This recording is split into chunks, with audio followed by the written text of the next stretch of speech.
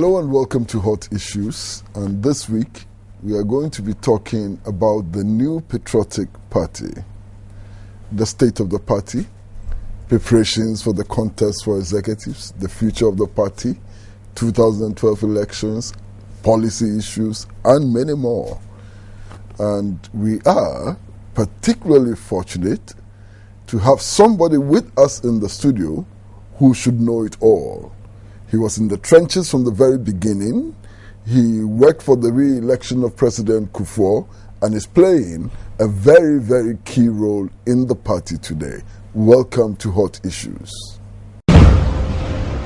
Welcome to Hot Issues, and we are looking at the new patriotic party today. We are looking at all the problems in the party.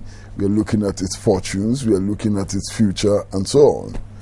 And we are especially privileged to have the national chairman of the party, Mr. Jake Obetsebi Lamptey, with us in the studio. So you're welcome to TV3. Thank you very much.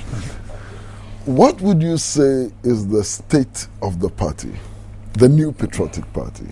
I would say in the main we are showing that we're ready, we're showing that we're determined, and we're showing that we are more united than we have ever been. I say these because we finished the court case in August. We started the process of the internal elections, I believe, in October. So since that time, we have been able to elect almost 120,000 polling station executives across the country, with some little bits of friction, but no violence anywhere.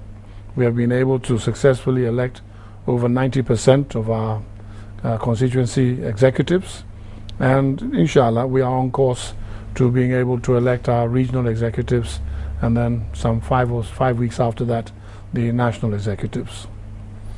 But some have said that the contest has been acrimonious. I believe any contest is going to attract some amount of acrimony, but if you look at what's happened in past times and you compare that to what is happening now, in previous times, parties going through the process that we're going through now, there have been reports of bloodshed, there have been reports of heads breaking and machetes and so on. There's been nothing like that with the MPP internal elections this time. So I believe, yes, there's been real competition, there's been real passion, as there should be, because we are playing for important stakes. But beyond that level of passion which is acceptable, I don't think anybody has gone overboard or gone wild. Now, what is the expectation about the quality, the caliber of people that are being elected, that would be elected? Well, in a democracy, you can only choose from those who offer themselves.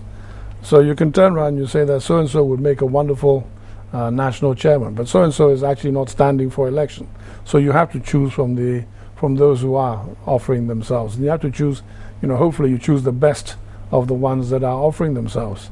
And so long as we get behind the people that we elect and we shore up their deficiencies, and they themselves are willing to reach out and realize that nobody is perfect, and to let other people bring forward their ideas and bring forward their suggestions and help them to implement the plans, then you should be able to muddle along. It's a voluntary society. It's not like it's your own private company and you're sitting there and then you're going out and recruiting the very best for every single position. It's not going to be like that.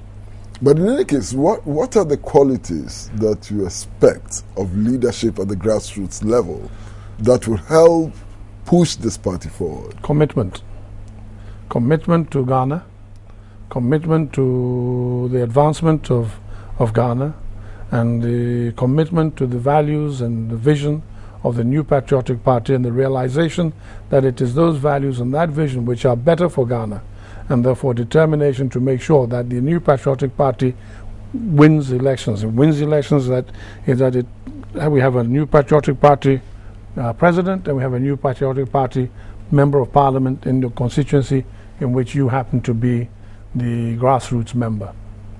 It has been alleged that there are lists of candidates. Basically, there are two lists of candidates. I mean, I read the graphic this morning. I've seen a group that have gone around. They've actually been to see me to show me that they are seeking election, and they've got a whole slate and whatever. And then I've also seen other places where I've met people either paired up or three, or just the one person who's going around. So I think it's a whole range of different things. Then, even if you go with a slate, at the end of the day, what we have found in the past is that the party manages to pick the better one. So they'll pick from the slate 1 this person for this position, and from slate 2 that person for that position. So I don't really see that slates help that much. It doesn't help that much. Yes, I don't see it. Are you on any of the slates? I have no idea. I mean, I have not put together a slate, so I don't know if I'm on anybody else's slate. But I have not asked to be on anybody's slate, and I have not put together a slate. But you've seen some of the lists going around. I've heard of them, but I have to say I haven't seen the list. But I have seen a group that have come together, with people contesting every position. But this slating, putting people on slates and so on, doesn't it enhance factionalism? Not necessarily. If you have a person coming in as chairman, especially an executive chairman, and then that person is able, from those within the party people, find and select people who he or she feels he can work well with, and they can help him or her to deliver on the promises that they are making. And so they say, please, if you're going to vote for me for chair, please also vote all these people because I can work well with them. Then it's one way of management. But given that this thing is basically depends upon the voters, is not necessarily the best, because if you go with a complete slate and then 2 or 3 others from other places get elected into it, those 2 or 3 can start to feel that they're not really a part of the chosen group. Especially sometimes what happens is that you will find that they've chosen, the slate has so and so for secretary, and then somebody else is voted secretary, and then they'll choose their person who did not win and then try to appoint that person as the deputy secretary, which is straight away going to be a recipe for some continuing conflict. So we'll get there. But are you going for re-election? I'm going for re-election, definitely, yes. Why? Because I'm a general. I'm a general of the troops. We're fighting a war. We've had a setback, but the war itself is not finished. And the general does not abandon his troops because there has been a setback. The general continues to offer himself to lead. If the troops should turn around and say that, no, general, sorry, you botched it and you got it all wrong, and we feel that we want somebody else, then they're free to have somebody else. But it is not for me to turn around and say that I'm going to abandon you because we had the setback.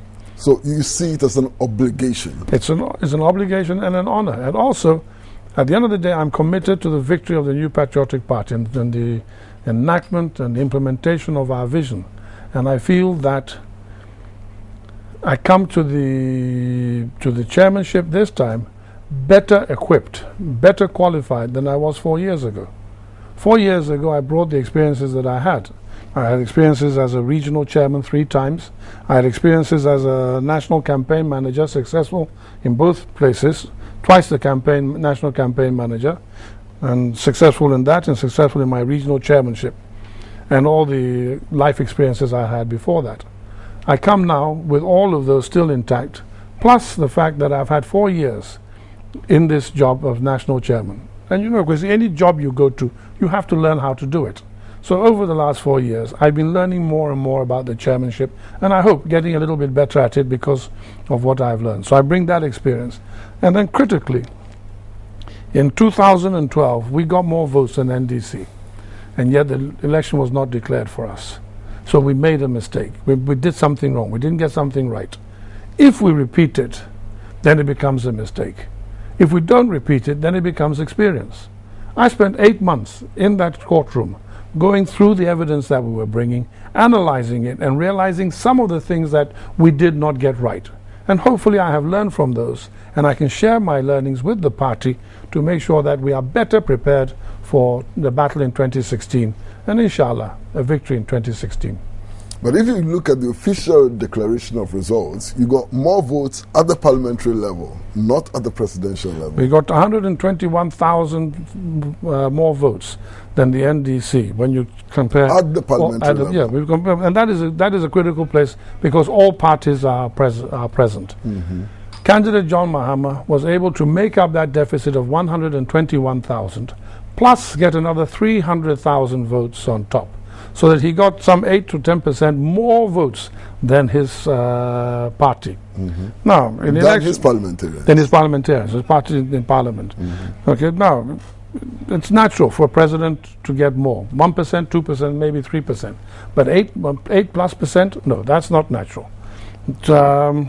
If you examine all the votes that he got, then it seems that everybody who did not vote for their party at presidential level voted for candidate Mahama, including the 2 places where NPP had independent candidates.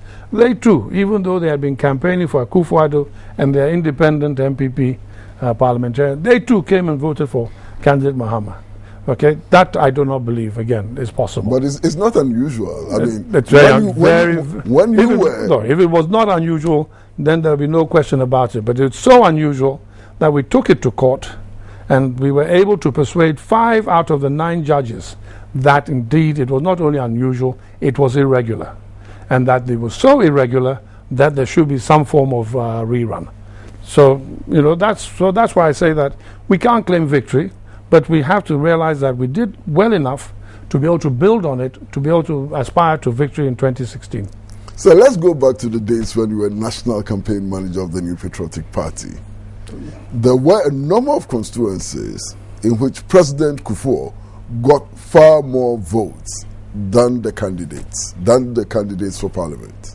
Oh yes, but overall, at the end of the day, when you tallied the NPP parliamentary votes and the presidential votes, candidate Kufuor got something like 2.5% more than the party. So at least at the level of theory, it is possible for the presidential candidate to get more votes than parliament. Oh, it's always.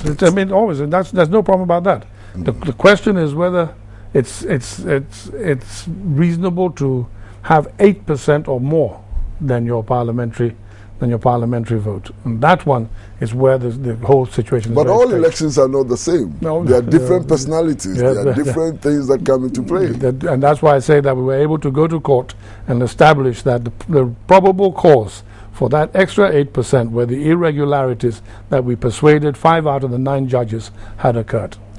But overall, the Supreme Court decision was that your petition was not meritorious. No. Okay, if you look at it again, when we went into court and the presiding judge told us at the beginning, said the case would be decided on 2 things.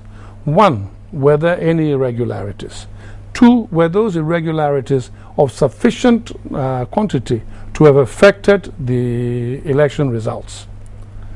5 of the 9 judges, when we came to the decision, said on the first one, yes, there were irregularities.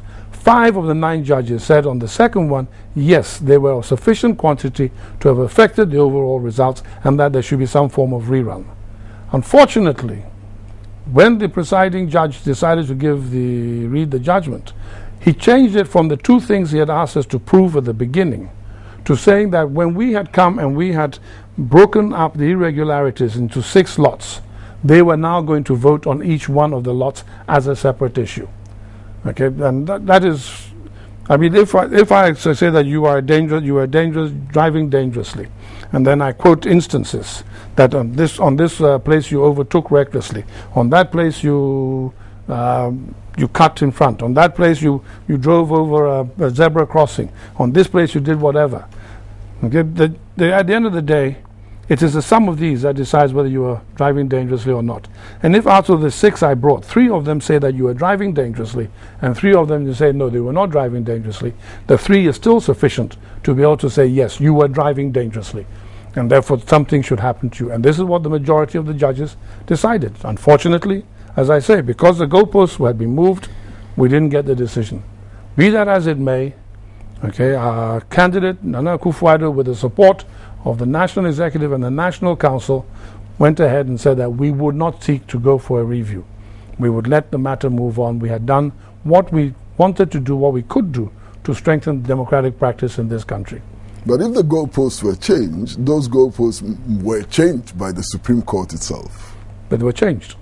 Yeah, but by the Supreme Court itself. But they were changed. And you don't change goalposts in the middle of the game. But you do know before the end also of the that this case had no precedent.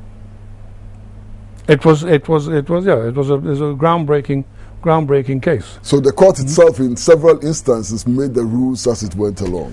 Yes. And it made changes which also favored you in some instances. Well, it changed some decisions which eventually favored you. I think if you talk to the lawyers and things, there were certain things that happened that not every lawyer was particularly happy with. And people turned around and said, you know, a lot of the things that happened because instead of being, as it were, the Supreme Court reviewing a matter, it was the Supreme Court trying a matter. Mm-hmm. And some of the judges, in fact, had been a long time away from the practice of the High Court and whatever, and so were maybe a little bit rusty in what could pertain in that. But I'm not a lawyer, so I can't comment on those things. But at least we do know that all judges do not agree on all issues, and all lawyers do not agree on all issues. But 5 of the 9 agreed that there were irregularities, and 5 of the 9 said that there should be some form of rerun. So why is Nana Akufo-Addo not in the Flagstaff House? Because the goalposts were changed, and instead of judging on the 2 things that were brought at the beginning,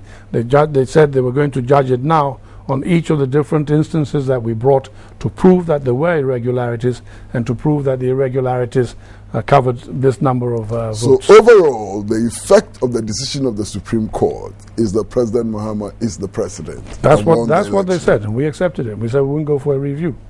But at the same time, I mean, as you know, I mean, a number of lawyers have also said that this is something that they should put into the law schools, and then they should be themselves learning from and reviewing. Okay, and you know, you don't have to show contempt for the court. But now that the matter is out there, people can debate it, and people can turn around and say whether or not the things, you know, the judgment was a correct judgment. So we're taking a short break, and when we come back, I'd like to look at your performance as national chairman of the New Patriotic Party. Have you done well? Short break.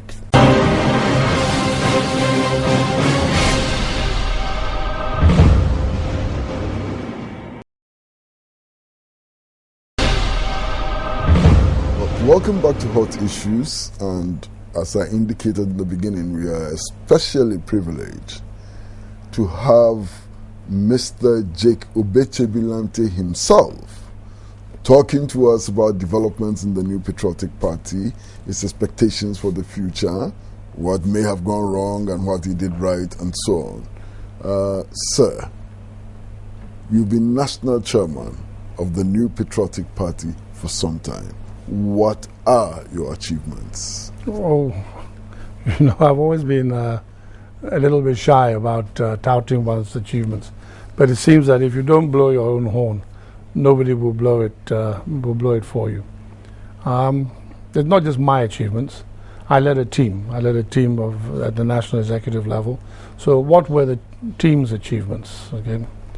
Then I think if we look back at what we inherited, the party at the time that we came in, here was a party that a number of people were going around and trying to undermine the confidence of it by saying that in Ghana you always have 2 terms, so we should leave it and forget the next elections and just prepare and wait for the NDC to finish its 8 years.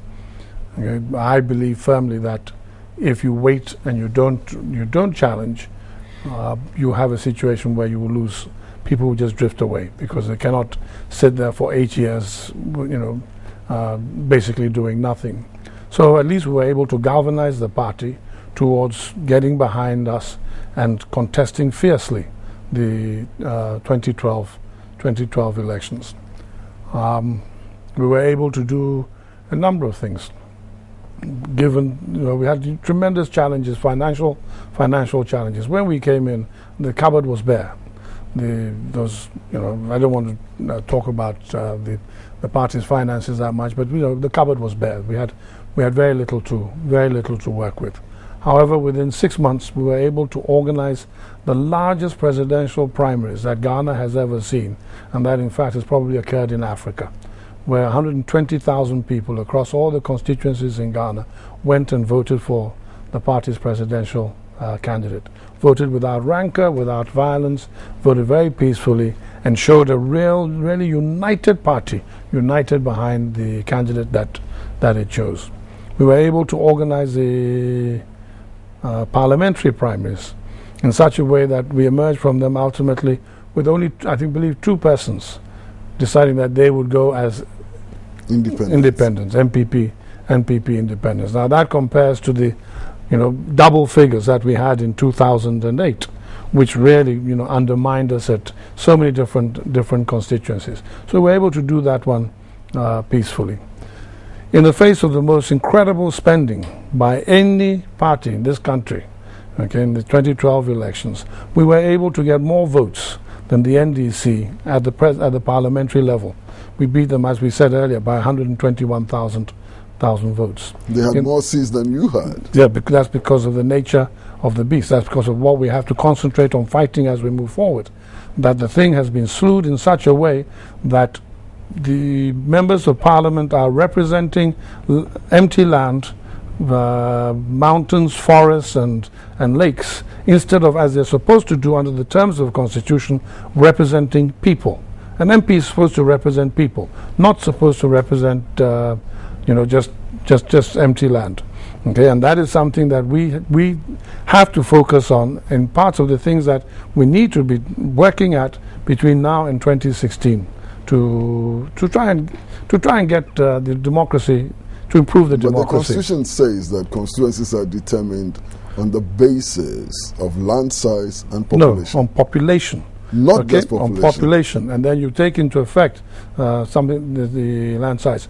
But they have a formula, of 9 to 1 or whatever. Apply that formula properly, and then you will get a proper distribution of the constituencies. That formula has not been properly applied. They said they applied it to the extra constituencies they created, but you had the distortion from the first lot of constituencies that were there. And this is something that all Ghanaians should be taking up. Because it is Ghanaians who are not... If we took that up seriously, and you compared a place like Bantuma to a constituency in the Upper West region, what would happen? What will happen? I mean, in terms of the numbers, there's a number of things that we have to educate people about. Mm-hmm. MPs are not about local government. MPs are not about local development. That is where you have your district chief executives. And that's why we believed, and we said before, that we would work towards the election of district chief executives. So they should be concentrating on local development. MPs are about legislation. And you don't really need to have as many MPs as we've got to be able to have a proper legislative chamber. You can reduce the number of MPs we've got. And in reducing them, the money that you save on their salaries and the other things that they get, you can actually invest in making them better at their jobs. That you can invest in giving them the opportunities to have proper research departments so they can research things more properly, so that when the executive brings a bill, the MPs in Parliament can be better informed about the ramifications of that bill and debate that bill in a more learned and aware fashion. And that is something which, if MPP take it up, NDC will oppose it. It will be seen as just partisan politics, and it really should have nothing to. And if NDC took it up, NPP would. Yes, it should really be taken up by the citizenry. Mm-hmm. And then the political parties, as interested groups, should come in and say where their interest lies, and that they support, the such a reconfiguration. But so let's come back to your achievements. So going forward, in the face of this incredibly resourced, not all of it legitimately resourced, because we look at the overspending that occurred, 8.7 billion cedis or something, unauthorized over expenditure. Okay. The NPP, as I said, was still able to get more votes. And if you look at the presidential too, at 60% of the polling stations, candidate Akufo-Addo beat candidate Mahama by 60-40. It was in the 40% where there were irregularities that candidate Mahama was able to claw back. So what we look at what we did, one of the great things that we did was we did more training for our people at every level than we have ever done in a similar period before. But the training was not enough. There were places that we had not reached properly. And it was those places, many of those places, where these irregularities took place. So we have learned, we should have learned something from that.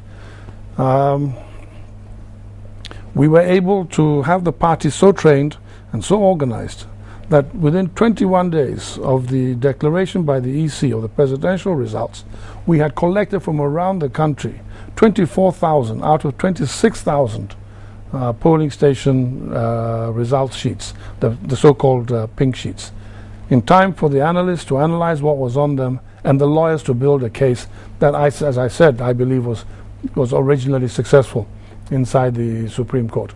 These are no mean achievements. Okay? This was done within 3 years of our getting into office. We were able to also expand the office. Well, many things that, little things and some bigger things. Certainly, I mean, I think our track record is there, and we should defend it proudly. But so, in spite of the training, you had many of your polling station agents and so on certifying the results to be correct. Too many.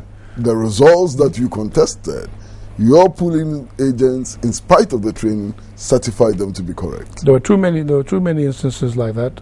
And fortunately, again, because of the work that we have done since, we have been able to identify every single polling station, just about, where irregularities took place. So now, with that analysis, our people have the capacity to go to those polling stations and try and find out exactly what happened. And also, we've decentralized a lot of power. We've taken things out from the national, passed them to the regions, for the regions to pass on to the constituencies. Because at every level, we should be like a club of the willing, an association of the willing. And we should not turn around and think that anybody knows so much more than anybody else. Everybody has ideas, everybody has experience, and what we're trying to do is to make sure we bring those ideas forward and we all listen to what people have to offer before selecting what to do. So you sound very modest. You achieved everything with the team. The team is responsible and so on. But some in the team are contesting you. How come? Well, you'll have to ask them. Okay, what I know my first Mr. vice chairman, Fred Owari, is contesting me. Initially, what I heard was that he was doing it because he said I had told him that I was not going to contest, okay, or misheard me, okay, and that he told me that if I was going to contest, then he wouldn't. So I corrected him and told him that I'm sorry, whatever he heard was obviously a miscommunication, but I am going to contest. Okay. Subsequently, I expected that then he would not contest, but the bug bites you.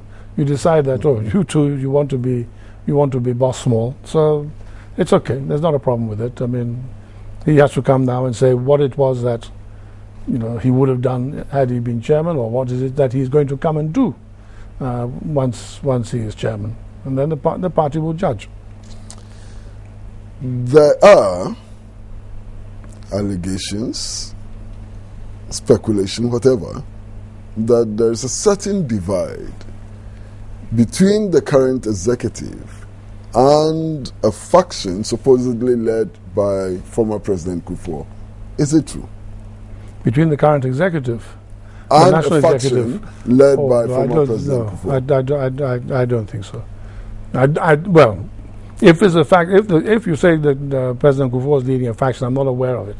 But I know that there's definitely no divide between the executive and the former president. Okay, I mean, I see the president on a regular basis. I keep him as informed as much as I can. I'm in touch with his office through Frank, his spokesperson, to make sure that he receives documents and things.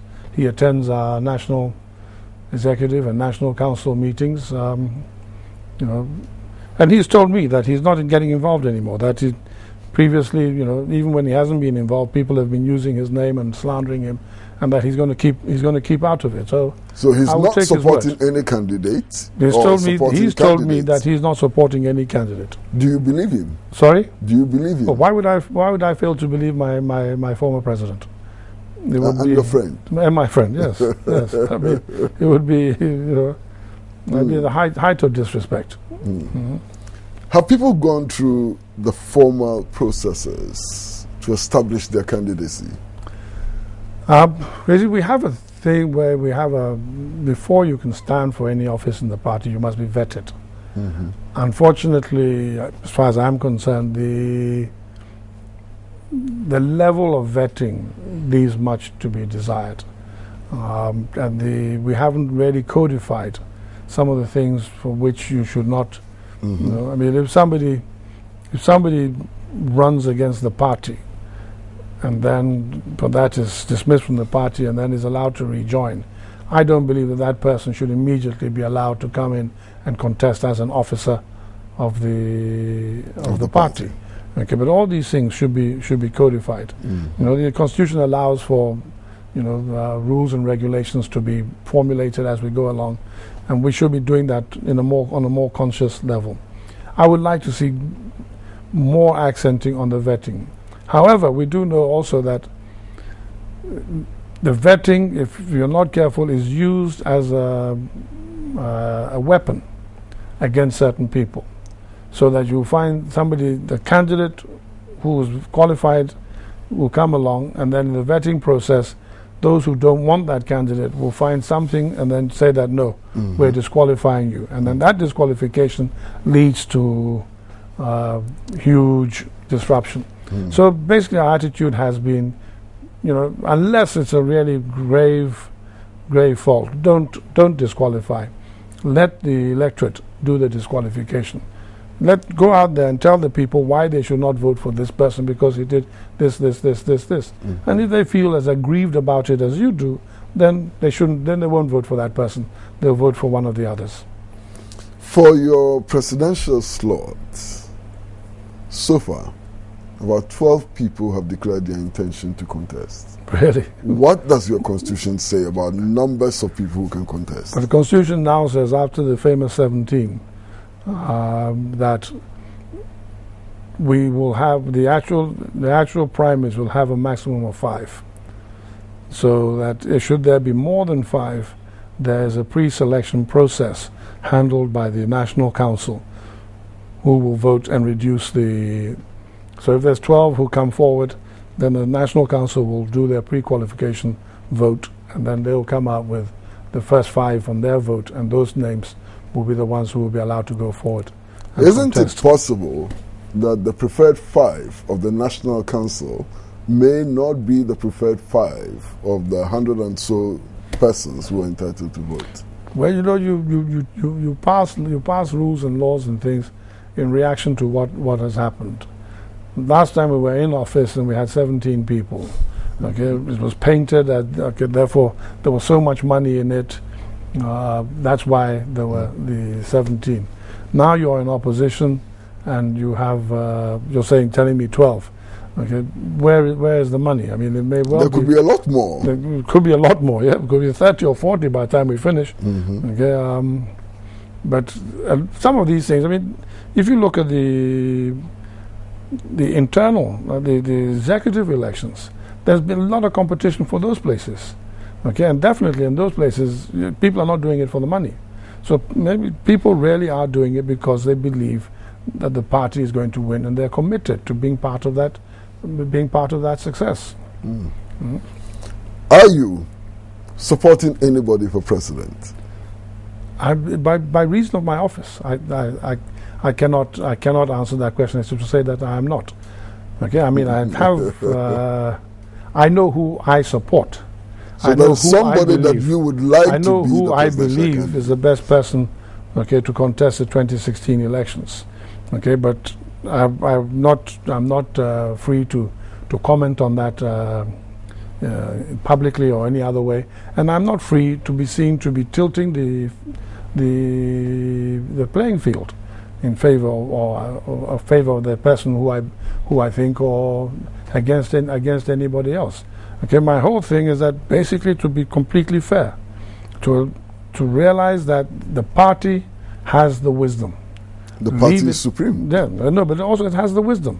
I mean, I really do believe that the reason why you extend the thing about for the selection of it is to get the person who is most attractive to the general public, not most attractive to Jacob Obetsebi, Lamptey, or to Kwesi Pratt. It's, you know, because we speak from our own particular viewpoints. But if you get 120,000, 130,000 people deciding on who should be the candidate, if they got it right, if they vote because of their commitment to the party, then they're going to turn out and bring out the one who, you know, the general public will find as the most attractive candidate. So give them the opportunity to do that, and to do that freely. At the level of theory, is it not possible for a very popular person within the party to be not so unpopular in the general Ghanaian public at the level of theory? We have people who, you have certain. You can have somebody who is loved by party members. So some spokespersons who are loved by the party, but are not generally loved. Okay, but that's why, you know, if you're coming to do a selection to try and present somebody, you widen it. Okay, but you know, I mean, if you look at the American primaries, in the Republican Party, because the commitment of the party is more right than the general public, they tend to vote for a person who is more to the right, or force the candidates to speak about more right positions, take more right positions than they would otherwise take. The Democrats are more left, so, and the workers within the party are, you know, are more left than the general public. So again, they get their candidate also to take up issues and positions that are more to the left than center. Okay, this is a natural phenomenon. But at the end of the day, if the person is not supported by the party, that person has no chance of being elected, because it's the party that has to get the enthusiasm to get out there and work for that person to be elected. But the person could be loved by the party, and he if they may not be a good candidate. But that would be most unlikely, because if he's loved by the party, there must be reasons for that loving, and the party represents Ghanaians. There's nobody in the party who's not a Ghanaian, you know. So if this group of Ghanaians find so much to love about this person, then it follows that they because can of their core values, because of their limited perspective, but they can get out and tell their neighbors why they love, and they can persuade their neighbors as to, look, come along, you too. I mean, this is the things that I see in this person. Why can't you see it? Let me try and persuade you. But if they don't love him, they're not going to bother and talk to the neighbor. A well-known personality, PC Apiafori, says that if Nana Addo Dankwa Akufo-Addo is not elected as flag bearer, he will quit the party. Some of your activists are saying, no Nana, no MPP. What's your attitude to this? Oh, I think the no Nana, no MPP, you hear that all the time, not just about Nana. I mean, so many different situations. It's now become a cry of people who are committed to a particular candidate or a particular position. Is it a correct attitude in terms of party building and nurturing democratic practice and so on? It's just to show that I am very loyal. I'm a great supporter of Nana. I mean, I don't think we have to take some of it seriously, because there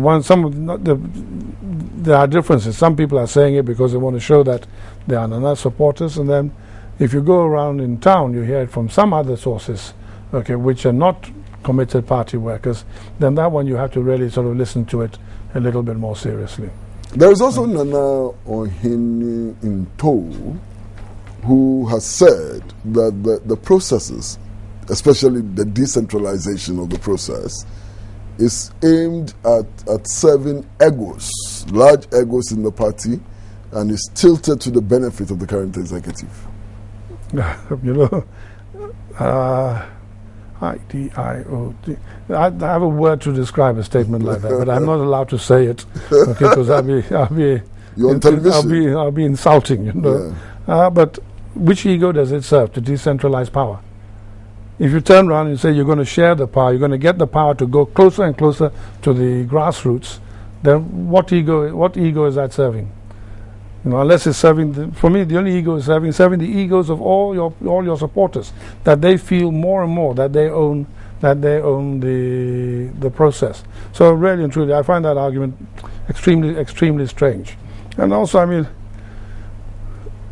the National Executive Committee has to choose what is in the best interest of the party. Is it in the best interest of the party to spend money or expend resources this way or that way? Here you have a situation where those who are saying this now are saying they're arguing for centralizing the election and the annual conference. And the major arguments for centralizing the conference, one of them seems to be that, it gives the people a chance to fraternize. Okay, wonderful, I agree. I think it's really helpful to fraternize. But the other thing that it should do is really to give the people the chance, the opportunity to look at the party's policies, and especially to examine the party's constitution and look at changes. When you have the national conference being done with an election, whether it's at the national level, the regional level, or the constituency level, then you find the first part of the program, the conference, shortened and dealt with very quickly to get it out of the way, because people know that the election takes a lot of time. Yeah. You know, so why are you going to spend this huge amount of money just to bring people around to fraternize? They won't get a chance to do much fraternization. Why don't you instead save that money for the main purpose of the MPP, which is to get itself ready to combat the NDC and to get itself out there explaining to people and to win power. And to win power, yes. Why the NDC government? So we're going for a short break. And okay. When we come back, I'd like us to spend a little time on policy issues. So short break.